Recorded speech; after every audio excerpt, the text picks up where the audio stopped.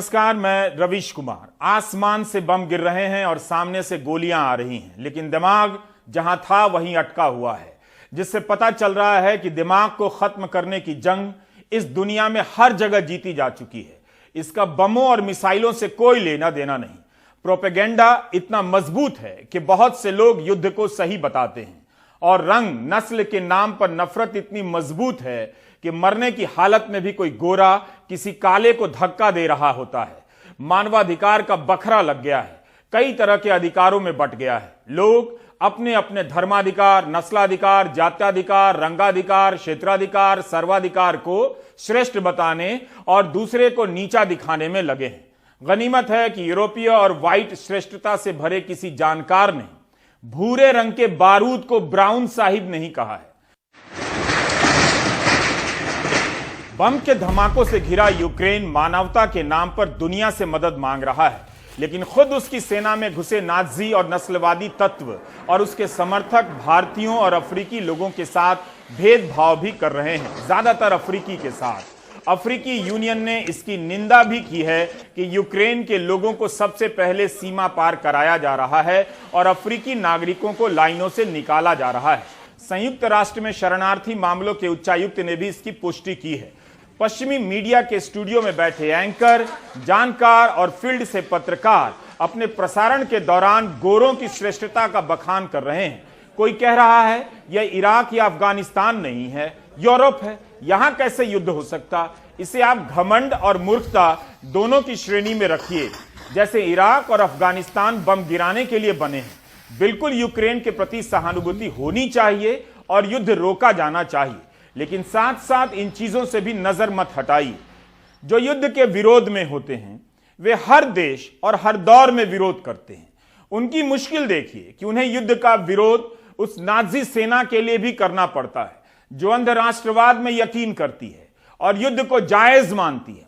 Ukraine के प्रति सहानुभूति के साथ यह याद रखा जाना चाहिए कि वहां किस तरह नाजी ताकतों ने पैठ बनाई और अमेरिका की सहायता से पैठ बनाई, जो अब रूस में लोकतंत्र के नहीं होने की बात को लेकर अचानक नींद से जागा है। युद्ध का कवरेज आपको सुपर पावर का खोखलापन देखने का मौका देता है, तो आम इंसान का सुपर पावर होना भी दिखा देता है। 28 फरवरी को कीव के वोक्जालना स्टेशन पर कर्फ्यू हटते ही शहर से भागने वालों की भीड़ जमा हो गई। इसमें यूक्रेन वासी भी थे और भारतीय भी। भारतीय छात्रा सना ने बताया कि इस स्टेशन पर लाइन से बोगी तक पहुंचने के बाद भी भारतीय जानकर अलग कर दिया गया। पहले यूक्रेन की महिलाओं और बच्चों को चढ़ने दिया गया, तभी युद्ध का सायरन बजा, सबके होश उड़ गए।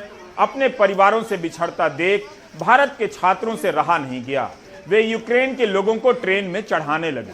यूक्रेन ने इवैक्यूएशन स्पेशल ट्रेनें भी चलाई हैं, जिसमें भारतीय दूतावास के अधिकारियों की मदद से सना और भारतीय छात्र सवार हो गए। छात्रा ने कहा कि ट्रेन के चलते ही उसके साथ और उसके दोस्तों के साथ धक्का मुक्की शुरू हो गई।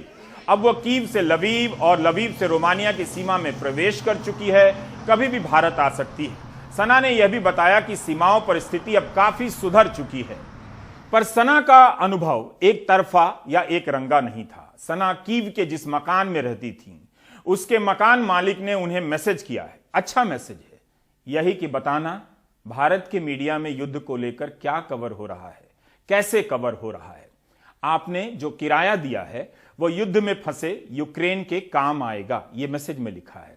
युद्ध मकान मालिक और किराएदार को भी कितना बदल देता है। युद्ध छिड़ने के बाद सना इन लोगों के साथ रहने चली आई। 27 फरवरी की इस तस्वीर के फ्रेम में पीले रंग के जैकेट में एक विकलांग पत्रकार भी है जो पीछे खड़ा है। वहां विकलांगों के अधिकारों के लिए काम करता है। तस्वीर ठीक उस वक्त की है जब इस जगह से रूस की सेना मात्र 3 किलोमीटर दूर थी। चलते चलते इन लोगों ने सना की कलाई पर एक फ्रेंडशिप बैंड बांध दी, जिस पर लिखा है हमारा जीवन हमारा नियम। युद्ध के माहौल में सना की कलाई पर दोस्ती के धागे हैं और आप हैं कि रोया भी नहीं जा रहा। लेकिन खार्किव और लवीव के हालात बिगड़ते जा रहे हैं। भारतीय दूतावास ने एडवाइजरी जारी की है कि खार्किव में जो भी भारतीय हैं तुरंत शहर छोड़ दें, लेकिन छोड़ना हर किसी के लिए संभव नहीं। शहर में गोलियां चल रही हैं, बम गिर रहे हैं। कुछ माता पिता ने कहा कि वहां 1500 भारतीय हैं, उनके होश उड़े हुए हैं।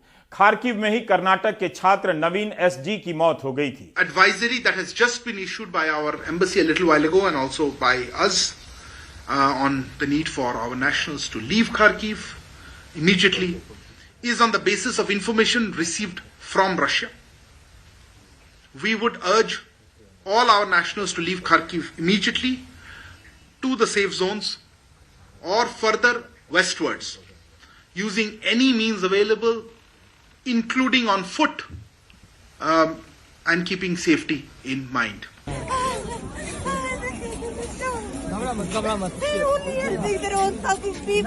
इंडियन एम्बेसी की एडवाइजरी निकली है। उन्होंने 3 नियर बाय लोकेशंस दिए हैं और कहा है कि आज के आज खार्किव से जितने भी इंडियन स्ट्रैंडेड है वो वहां से निकलने चाहिए। हमने जब लोगों से बात की, उनसे पूछा, स्टूडेंट्स, हमने आकर्ष से बात की, हिमांशु से बात की, उनसे जब पूछा कि वो क्या करेंगे, अब कैसे जाएंगे वो पास के लोकेशंस में, उन्होंने कहा अंदर ट्रेन्स के अंदर उनको घुसने नहीं दिया जा रहा है और बाहर उनको शेलिंग सुनाई दे रहा है, कर्फ्यू है। इस फायरिंग के बीच में वो बाहर कैसे चल के जाएंगे? तो काफ़ी स्टूडेंट्स हैं ये एडवाइजरी मिलने के बावजूद जो अभी भी मेट्रो स्टेशन के अंदर है उसे एक सेफ्टी शेल, एक बंकर की तरह देख रहे हैं और वहां पे हैं। अभी भी वो उन्होंने शुरू नहीं की है अपनी यात्रा चल के जाने के लिए उन तीनों लोकेशंस में जो इंडियन एम्बेसी ने उनके साथ शेयर किया है। उनका कहना है कि अभी जो सिचुएशन बाहर है वो बिल्कुल सेफ नहीं है उनके लिए उन 3 लोकेशंस की तरफ जाने के लिए।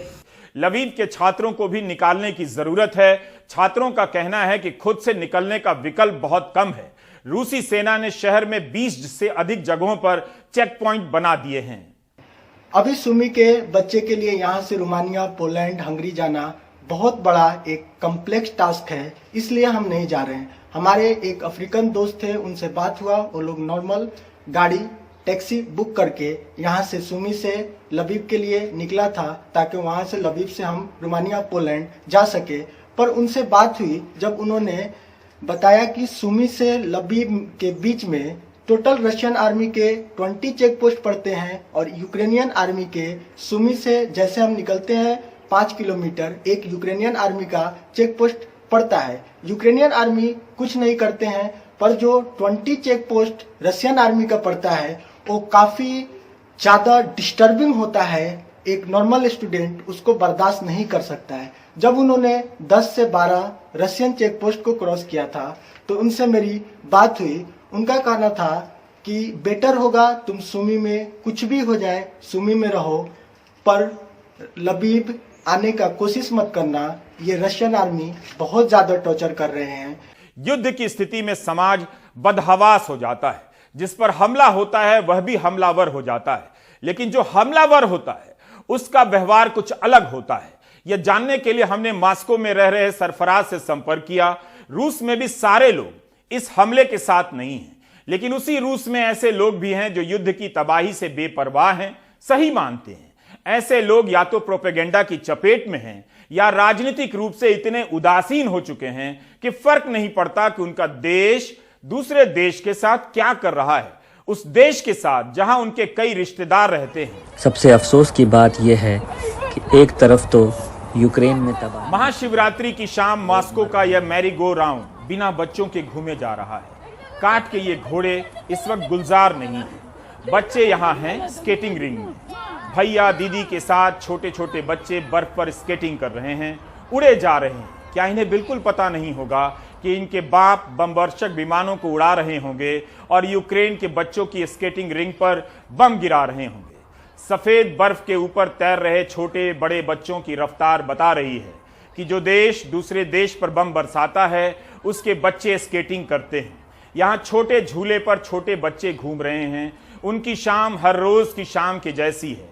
स्लाइड ससरौआ से ससर रहे हैं, माए बच्चों के साथ हैं और यह मां लगता है इस क्यूट से बच्चे के पीछे ओले बाबा कहते हुए दौड़ी जा रही है। किसका मन नहीं करेगा इस छोटे से बच्चे को गोद में उठा लेने का? लेकिन क्या इस मां ने सोचा होगा कि ऐसा ही बच्चा यूक्रेन के किसी घर में बमों के बीच घिरा होगा और उसकी मां मर गई होगी? मुझे लगता है रूस की कुछ माओं ने जरूर ऐसा सोचा होगा। यहाँ मॉस्को के इस मॉल में एक पिता अपने बच्चे को गोद में लिए शॉपिंग के लिए आया है। बच्चा किलकारियां भर रहा है। इसी रूस के हमले के कारण यूक्रेन के बच्चों का घर बिखर गया है। वे अपने पिताओं की गोद में देश छोड़ रहे हैं, तो कोई खुले आसमान के नीचे स्ट्रोलर में सोया है, तो कोई अपनी मां को देख दौड़ा चला आ रहा है। फिर से रूस चले आते हैं। यहाँ एक मॉल के भीतर खाने पीने की चीजों के रैक भरे हुए हैं। यहाँ का हाल देखकर नहीं लगता कि रूस खतरे में है। ऐसा लग रहा है कि रूस के लोग अपने लड़ाकू विमानों को भेजकर संतरे और कीनू का स्वाद ले रहे हैं। ऐसा लगता है यहाँ कुछ ही देर में 26 जनवरी की बम्पर सेल लगने वाली है और हजारों लोग आने वाले हैं। अब आप इस रैक को देखिए, यूक्रेन के सूमी शहर का है। मेहताब ने मंगलवार को जब रिकॉर्ड किया तो सारे रैक खाली मिले।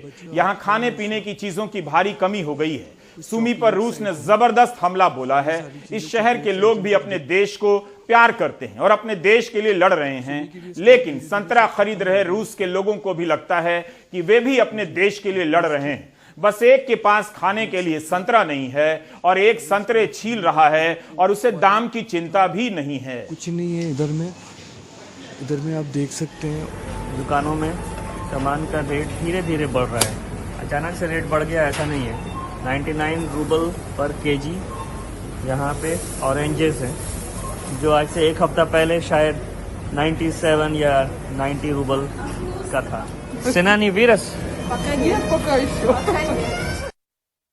युद्ध के समय एक ही पंक्ति अंतिम जानकारी मानी जाती है और जितने लोग उस एक पंक्ति को दोहराएंगे युद्ध उतना ही जायज होता जाएगा। वो एक पंक्ति है, हमारे लिए देश ही सब कुछ है, उससे बढ़कर कुछ नहीं। अफसोस कि जो बम गिरा रहा होता है वो भी यही कहता है और जो बम से मर रहा होता है वो भी यही कहता है। यह तस्वीर 2 मार्च की सुबह की है। मॉस्को का एक भव्य अपार्टमेंट है। यह शोर हवा का है, बमवर्षक विमानों का नहीं। इस सुबह की खामोशी बता रही है कि मॉस्को के लोगों को बीती रात नींद अच्छी आई है। इस वक्त यहां खाली इसलिए नजर आ रहा है क्योंकि बच्चों को स्कूल भेजने और दफ्तर जाने की तैयारी चल रही है। इस वीडियो में आप देख सकते हैं कि एक बच्चा स्कूल बैग लादे दौड़ा चला जा रहा है। रूस के बच्चे स्कूल टाइम से जा रहे हैं। यूक्रेन के बच्चों के स्कूल पर बम गिर रहे हैं। यह सड़क दक्षिणी मॉस्को से सेंट्रल मॉस्को की तरफ जा रही है। सड़क पर गाड़ियां आम दिनों की तरह हैं। ट्रैफिक की रफ्तार भले सुस्त है। पता चल रहा है कि किसी को जरा भी डर नहीं कि नेटो या बाइडन का बम गिरने वाला है। सब आराम से अपने दफ्तर और दुकानों की तरफ जा रहे हैं। अब यह कार लेनिनस्की प्रोस्पेक्ट की तरफ जा रही है।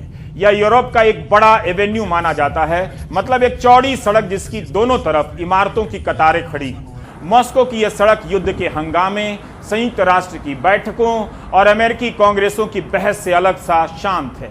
ऐसा लगता है कि सड़क से गुजरने वाली कारों के भीतर भारत के गोदी मीडिया के एंकरों की आवाज अभी तक नहीं पहुंची है। जिस वक्त यह वीडियो रिकॉर्ड किया जा रहा था उस वक्त मॉस्को में सुबह के 10 बज रहे थे। अब आप सड़क के बीच में एक ऊंची मूर्ति देख रहे हैं। आसमान से सड़क की ओर झांकती यह मूर्ति दुनिया के पहले अंतरिक्ष यात्री यूरी गागरिन की है। क्या इतनी ऊंचाई से यूरी गागरिन को पड़ोस का यूक्रेन नजर आता होगा, जहां रूस के विमान बम गिरा रहे हैं? पश्चिमी मीडिया की कहानी में रूस तबाह हो चुका है। यह पूरी तरह से गलत तो नहीं है, लेकिन मॉस्को की यह सड़क की तस्वीर भी गलत नहीं है। अब इसे रिकॉर्ड कर रहे सरफराज मॉस्को के डिजाइन इंस्टीट्यूट में आ जाते हैं। यहां पर छात्र सामान्य दिनों की तरह डिजाइन पढ़ने आ गए हैं। इनकी चाल ढाल से कोई नहीं कह सकता कि रूस पर दुनिया का प्रतिबंध लगा है, रूस बर्बाद हो गया है या रूस के जहाज बम गिराने गए हैं। युद्ध किसी के लिए कितना सामान्य हो सकता है, हम आपको यही दिखा रहे हैं। रूबल के कमजोर होने और ध्वस्त होने की खबरें हमने सुनी हैं, बताई हैं, लेकिन कितना ध्वस्त हुआ है सरफराज बता रहे हैं।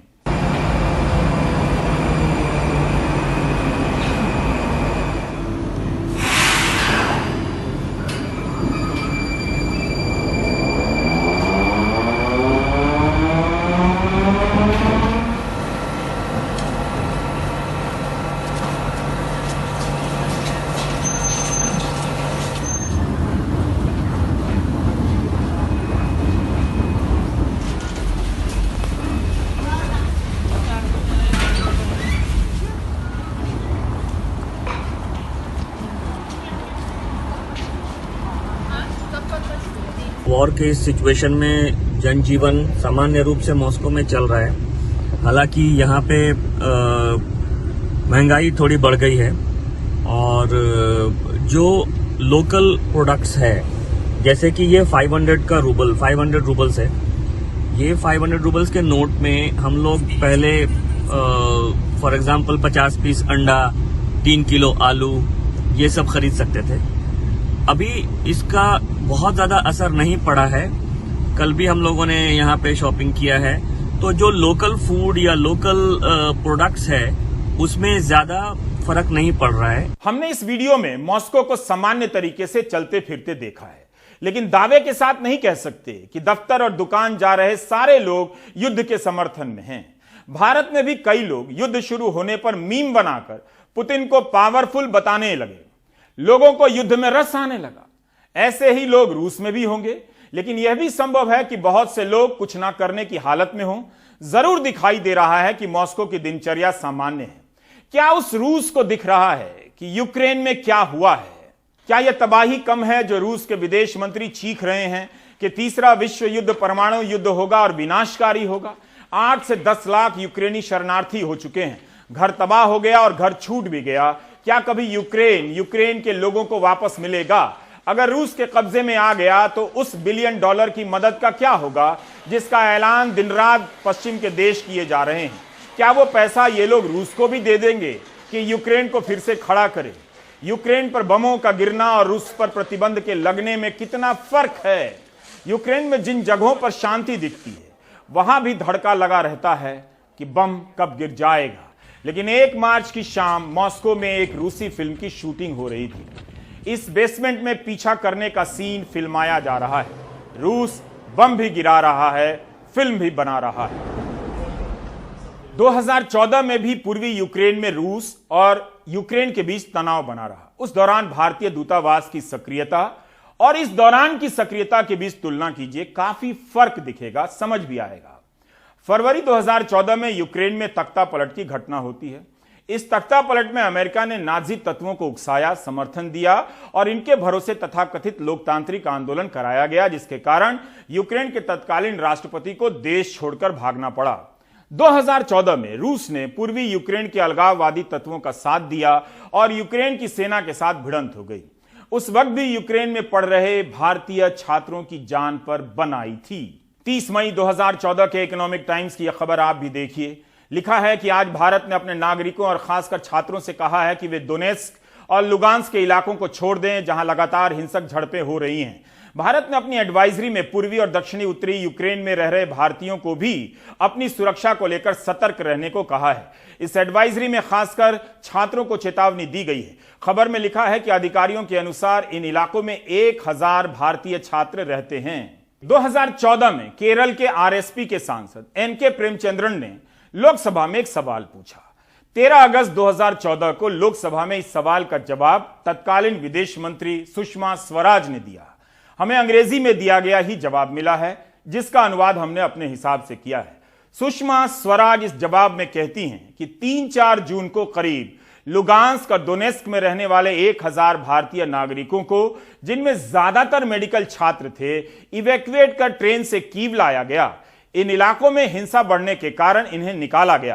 कीव पहुंचने के बाद इनके ठहरने का इंतजाम किया गया और भारत जाने का हवाई जहाज का बंदोबस्त भी। उस साल युद्ध नहीं हुआ था, तनाव की हालत थी। तब सुषमा स्वराज ने समय रहते 1000 भारतीय छात्रों को निकाल लिया। सारा खर्च सरकार ने उठाया। इसी जवाब में सुषमा स्वराज ने यह भी बताया है कि भारत सरकार की मुख्य चिंता वहां रह रहे 6000 भारतीय हैं, जिनमें से 4700 मेडिकल छात्र हैं। तत्कालीन विदेश मंत्री स्वराज ने कहा कि विमानों की कमी के कारण किसी भी भारतीय छात्र को भटकना नहीं पड़ा। हिंसा शुरू होने के पहले ही सरकार ने अपने नागरिकों की सुरक्षा को लेकर कार्यवाही शुरू कर दी थी। उस समय हिंसा एक सीमित इलाके में हुई थी। तब हिंसा शुरू होने से पहले नागरिकों को निकाल लिया गया। यहां 12 फरवरी 2022 को कई देशों ने अपने नागरिकों को यूक्रेन छोड़ने की स्पष्ट एडवाइजरी जारी कर दी। भारत की पहली एडवाइजरी 15 फरवरी को आती है। काश इस तरह की स्पष्टता इस बार भी होती और विमानों की उपलब्धता को लेकर पहले से कोशिश की गई होती। जैसी कोशिशें युद्ध के बाद की जा रही हैं, तो अब हालात में सुधार दिख रहे हैं। सारे छात्र सुरक्षित आ जाते, इन्हें युद्ध के बीच घिरकर यातनाओं का सामना नहीं करना पड़ता। सुमी शहर में आज भी भयंकर हमला हुआ है। वहां छात्र दिन रात गोली चलने और बम गिरने की आवाजों के बीच सांस ले रहे हैं। उन्हें पता नहीं कि कब निकाला जाएगा, कैसे निकाला जाएगा। सुमी में फंसे छात्रों के लिए एक एक पल भारी है। 2014 के जून में पूर्वी यूक्रेन में हिंसा की आशंका को देखते ही भारतीय दूतावास ने 2 जून 2014 को एक एडवाइजरी जारी की कि 3 और 4 जून के दिन कीव जाने वाली ट्रेन में भारतीय दूतावास ने अपने नाम से 500 टिकट खरीदे हैं। पूर्वी यूक्रेन में बड़ी हिंसा अगस्त 2014 में हुई थी और भारतीय छात्रों को जून में ही निकाल लिया गया था। सरकार टिकट खरीदकर प्लेटफॉर्म पर इंतजार कर रही थी। इस बार 15 फरवरी को पहली एडवाइजरी जारी होती है। उसमें लिखा गया है कि छात्र अस्थायी तौर पर यूक्रेन छोड़ने पर विचार कर सकते हैं। जून 2014 और फरवरी 2022 की एडवाइजरी की तुलना आप भाषा और इंतजाम दोनों के हिसाब से कीजिए, फर्क दिखेगा। यही नहीं, पिछले साल नवंबर से ही रूस यूक्रेन की सीमा पर सैनिक जमावड़ा करने लगा था। उस वक्त ही WHO विश्व स्वास्थ्य संगठन ने युद्ध की आशंका को देखते हुए मेडिकल सप्लाई की जरूरतें यूक्रेन की सीमाओं पर पहुंचा दी।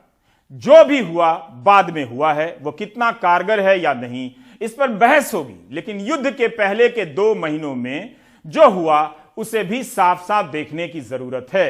बाद में जरूर मंत्रियों को भेजा गया, विमानों का इंतजाम किया गया। विमानों में छात्रों का स्वागत करते हुए मंत्रियों ने खास तौर से ध्यान रखा कि प्रधानमंत्री मोदी का जिक्र जरूर हो, उनके प्रति आभार प्रकट किया जाए। क्या यह सब इसलिए किया जा रहा है ताकि जो ढिलाई हुई उस पर पर्दा डाला जा सके। शुक्र है कि हजारों छात्र वापस लाए गए हैं और बाकी लाए जा रहे हैं, लेकिन बंकरों में छिपे छात्रों की तस्वीर देखकर किसकी सांसें रुक नहीं गई होंगी।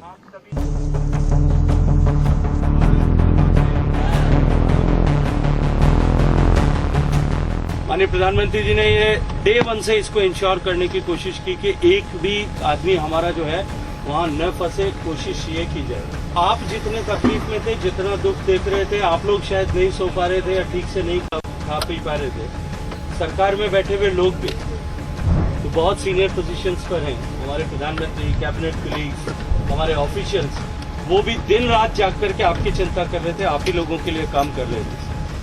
I bring to you the blessings and best wishes of the Honorable Prime Minister.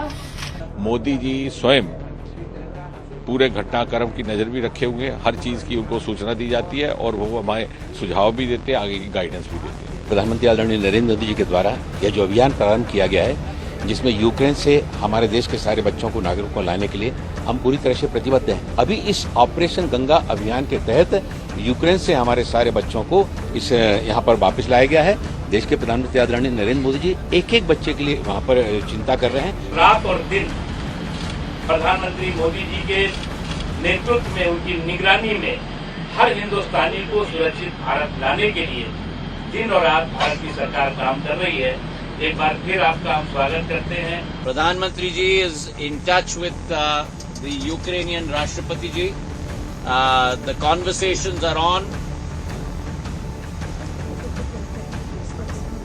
to ensure that everyone is brought home safely. अगर 2014 की तरह इस बार मुस्तैदी दिखाई गई होती तो यह सब करने की जरूरत नहीं होती। युद्ध में फंसे हजारों छात्रों ने अपने लाखों रुपए लगाए और बस और टैक्सी से सीमा तक पहुंचे हैं।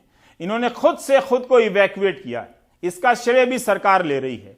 तो सरकार को एक काम करना चाहिए। जिन छात्रों ने कीव या इवानो से निकलने के लिए 4 लाख 5 लाख रुपए देकर बसों का इंतजाम किया, सरकार उनका पैसा वापस कर दे। तो हम बता रहे थे कि 2014 में क्या हुआ, 2022 में क्या हुआ।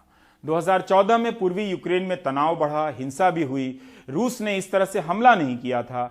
तब भी उस साल 4 अगस्त 2014 तक भारत ने 21 एडवाइजरी जारी की थी। इसका मतलब है कि वहां के दूतावास को वहां के खतरों की समझ थी, अनुभव था। फिर इस बार क्यों देरी हुई? 23 जनवरी 2015 की एक एडवाइजरी में यहां तक लिखा है कि कुछ छात्रों ने वापस कॉलेज ज्वाइन कर लिए हैं। उनसे अपील की जाती है कि तुरंत इलाका को छोड़ दें। तब की एडवाइजरी में साफ साफ लिखा है कि दूतावास स्ट्रांगली मजबूती से अपील करता है कि इलाका छोड़ दीजिए। इस बार तो छात्र ही हल्ला कर रहे थे कि भारत कैसे जाएं, विमान नहीं है, हमें जाना है या नहीं, एडवाइजरी जारी कर दीजिए। जब युद्ध की आशंका नजदीक दिखने लगी तब पुतिन की तारीफ में गोदी मीडिया जश्न मनाने लगा। पुतिन पावरफुल के सम्मान में बैशाख से पहले ही टुन हो गया। जैसे ही हजारों छात्रों ने बंकर और शहर के हालात के वीडियो भेजने शुरू किए, गोदी मीडिया का पुतिन पुराण हवा तो नहीं हुआ लेकिन दम जरूर फूल गया। उनके पुराण के सामने छात्रों के ये वीडियो वेद वाक्य बन गए। सरकार की कमजोरी उजागर होते ही आईटी सेल के जरिए छात्रों पर हमला किया जाने लगा कि विदेश पढ़ने गए हैं तो टिकट खुद कटाते। आईटी सेल वालों को पता नहीं था कि उसी सरकार ने 2014 में जनता के खर्चे से पूर्वी यूक्रेन से कीव और कीव से भारत लाने का इंतजाम किया था। क्या उस समय सरकार ने गलत कर दिया या अब गलत किया कि जब 22, 24, 26 फरवरी के लिए एयर इंडिया का विमान गया तो टिकट के पैसे मांगे गए?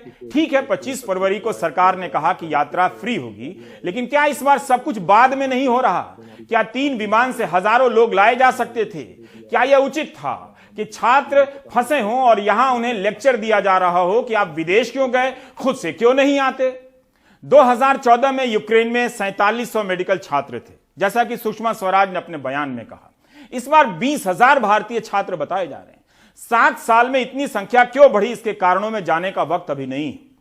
हम बात करना चाहते हैं ICWF, Indian community welfare fund की।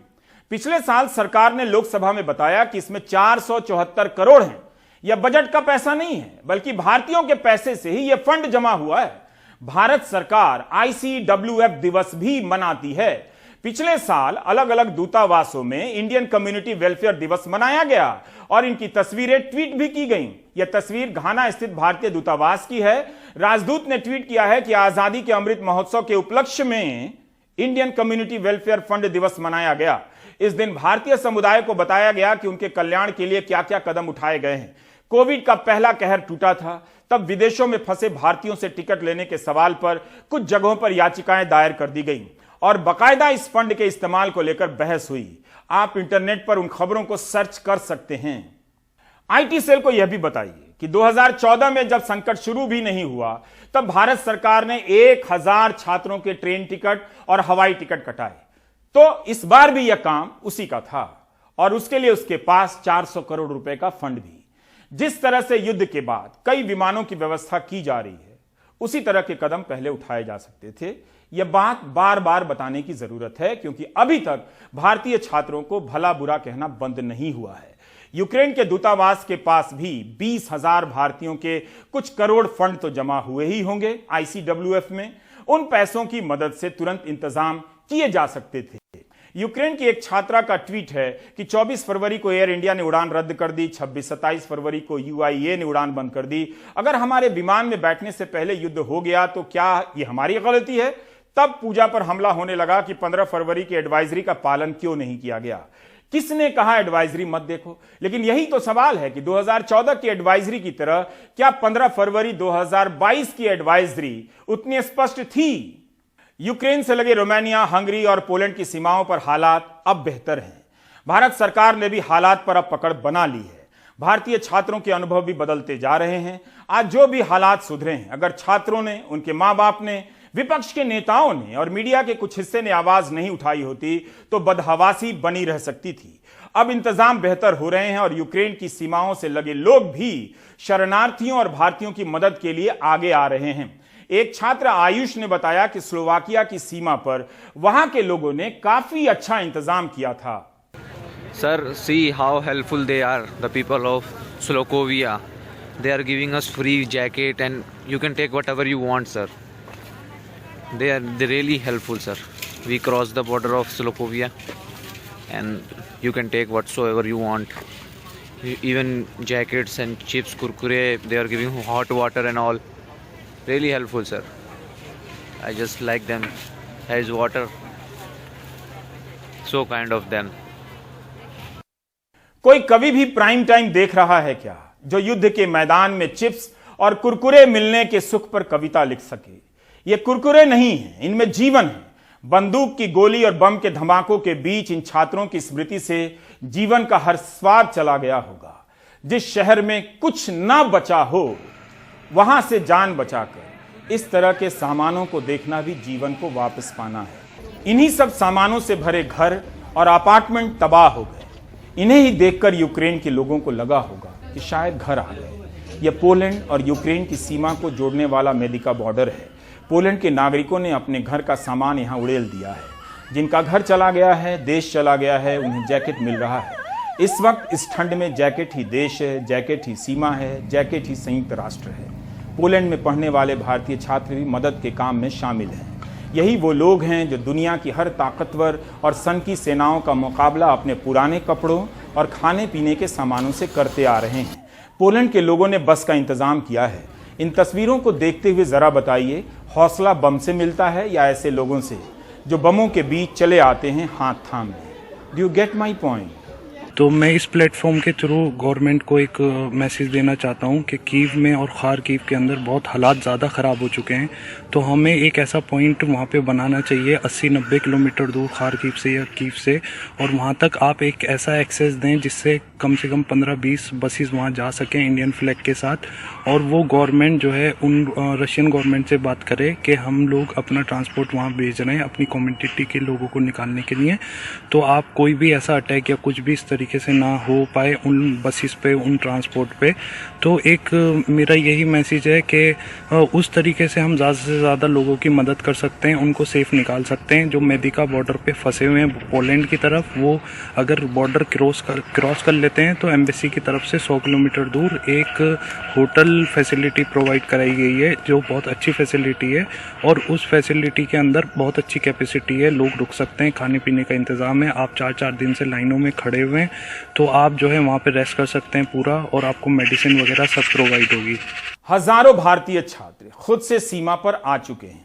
वहां से उन्हें भारत लाया जा रहा है। खार्किव और लवीव में फंसे हजारों भारतीय छात्रों को बाहर निकालने की चुनौती है। उनकी हालत खराब है।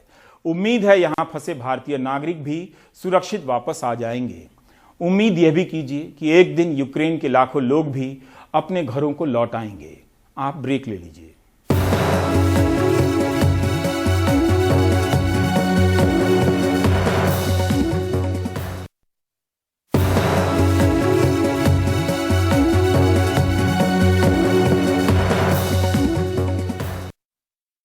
छत्तीसगढ़ में दंतेवाड़ा जिले के किरंदुल में 2 साल से एक शख्स का शव गांव में संभाल कर रखा गया है। इस इंतजार में कि उसे इंसाफ मिलेगा, इस इंतजार में कि मृतक के सर से नक्सली होने का दाग हटेगा। परिजनों का मानना है कि सुरक्षा बलों ने उसे नक्सली बताकर मार डाला। सुरक्षा बलों का दावा था कि मृतक इनामी नक्सली था और बम बनाने का एक्सपर्ट। ये रिपोर्ट देखिए।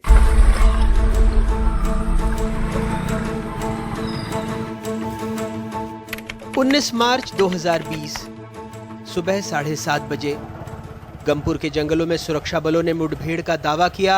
मुठभेड़ में गंगालूर एरिया कमेटी के मेडिकल टीम प्रभारी, आईईडी बनाने के एक्सपर्ट बदरू माडवी को मार गिराने का दावा किया। कहा बदरू 2 लाख रुपए का इनामी नक्सली था। बदरू के भाई शन्नू इस मामले में चश्मदीद गवाह हैं। उनका कहना है कि उनके भाई को उनके सामने घेर कर मार दिया गया। वो रास्ते में बहुत पुलिस वाला तो गोली मार दूंगा ना, वो बदरू का। ओ मेरे को बग गया, बहुत डर गया ना। 2 साल बीतने को हैं। गांव वालों ने बदरू के शव को गांव के बगल स्थित शमशान के किनारे लगभग 6 फीट का गड्ढा खोदकर सफेद कपड़ों में लपेटकर नमक, तेल और कई जड़ी बूटियों का लेप लगाकर सुरक्षित रखा है।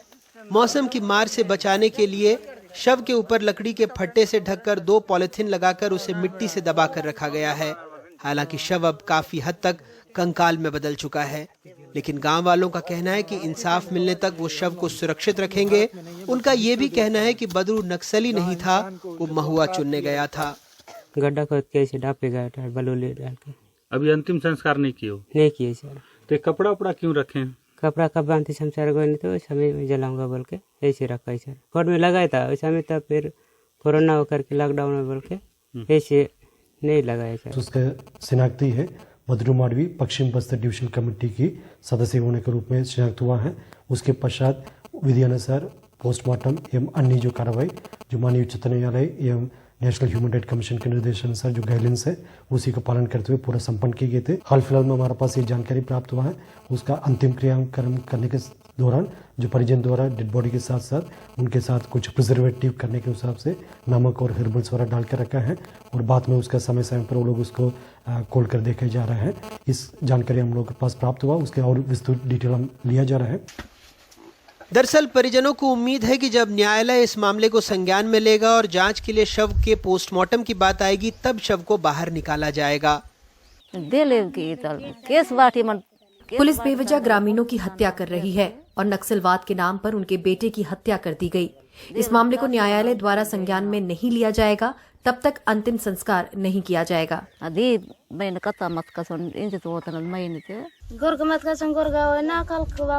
पुलिस ने सब कुछ बर्बाद कर दिया है। आज घर की जिम्मेदारी उठाने वाला कोई भी नहीं है। घर की छोटी बड़ी जरूरतों के लिए और घर खर्च के लिए भी मुझे जद्दोजहद करनी होती है। मेरा सब कुछ लुट चुका है, फिर भी न्याय की उम्मीद है। इस मामले की जांच हो और दोषी पुलिस वालों को जेल भेजा जाए जिससे उनके गाँव में दोबारा ऐसी घटना न दोहराई जाए।